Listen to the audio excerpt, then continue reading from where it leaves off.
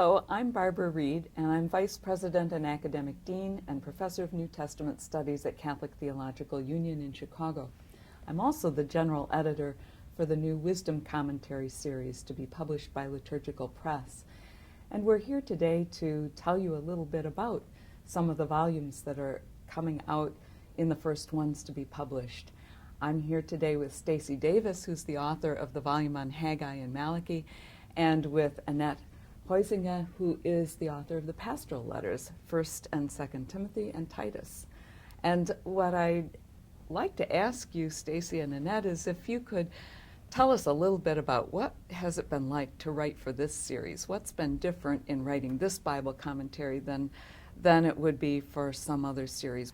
I think there were two things that stood out to me about writing the commentary that I couldn't have done anyplace else. And the first was really to explore critically what it would mean to examine text through a feminist lens, and particularly since my commentary doesn't deal directly with women, I really had the opportunity to interrogate the character of God and to use masculinity studies in ways that I might not have been able to do in another commentary.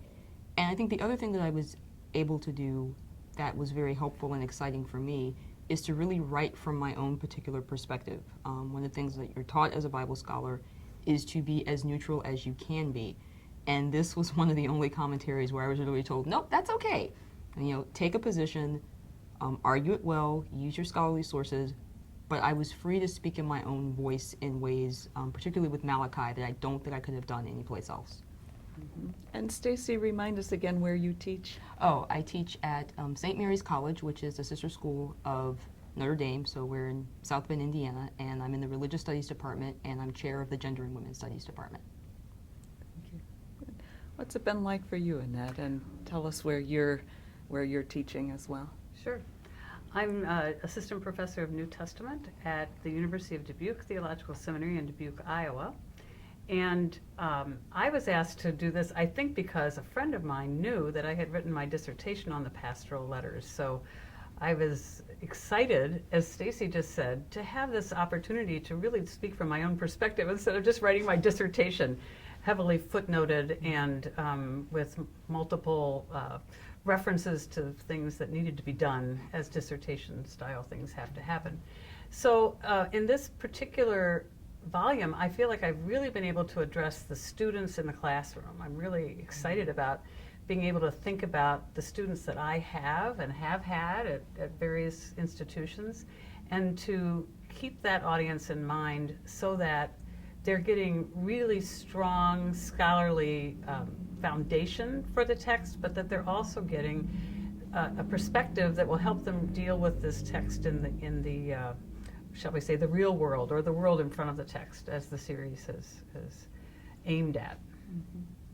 One of the aims of the series is that no commentary be written solely by the lead author.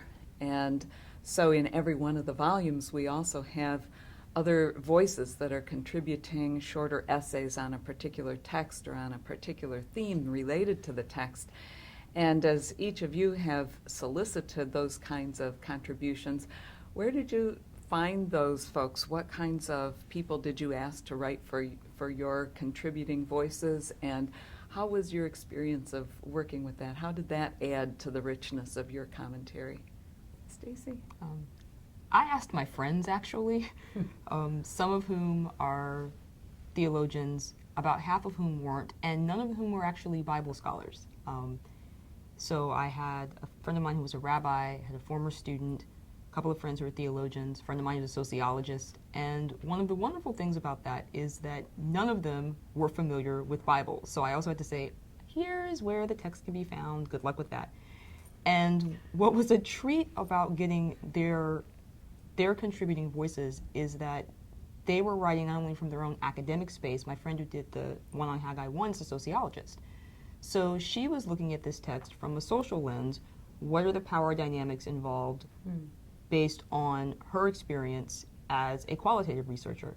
And so it was a treat to see my friends write from their own scholarly places, write from their own personal places, and then try to explain to their departments, this is actually scholarly research too. So that was enjoyable, although as I told Barbara earlier, telling your friends they have a research deadline is not very fun. I was really excited. This pushed me into a lot of different relationships with people. When I went to international and national conferences of the Society of Biblical Literature, I went to sessions that I might not otherwise have gone to, that were more instead of being very mainstream scholarly circles that were sort of more on the fringes. I went to sessions on African biblical studies and just kept striking up conversations with people who looked different from me, which is sort of a silly way to do it, maybe. I found people, one of my contributing voices is from Myanmar or Burma. She teaches at the Myanmar Institute of Theology.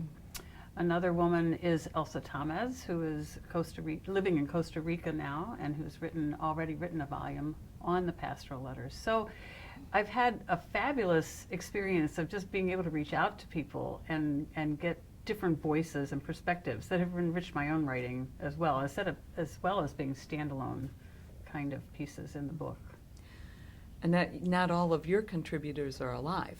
Well, Can you say something about the slave women Oh, voices yes, that you yes. called on? Well, that was the other thing I did. I through one of the sessions on African American hermeneutics, I realized, and through a friend of mine who had done some work on the slave journal narratives from the 1930s, I realized that the Library of Congress has this huge archive of these slave journals. So I went in and did a little research and found a lot of stories of people who had experienced slavery, most of them, of course, as young children, and was able to draw a lot of different, just small quotes, not long stories, but quotes from people about how they experienced slavery, and I've incorporated that into much of the material about slavery that pops up in the pastoral letters.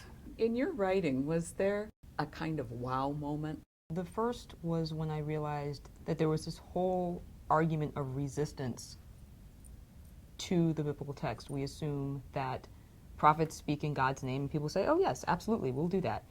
And I kept hearing this no, no, no, and not only a no, but a resounding no. So it was fascinating to write from the perspective, not so much of the prophet, but from the people who were saying no.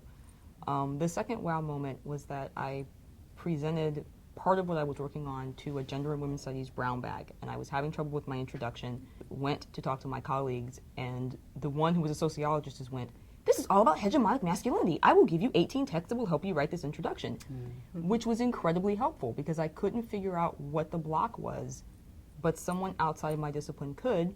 Then my friends and anthropologists said, oh no, Malachi's all about resource flow. They're trying to get protein. You should include that. And so what I thought was going to be a really, really dull introduction ended up being a fun one to write because I was able to use all of this other interdisciplinary material to help me do that. And since feminist theory argues that you should use as much as you can, it was a real treat to be able to use things that were not all biblical studies to make those points. Well, we're really excited about the publication of your two commentaries. Stacy's yours will be out in November with the first 4 volumes published, and Annette, yours will be out in the next tier after that. And so we hope that all of our listeners will run out and get yourself a copy of these first volumes in Wisdom Commentary series.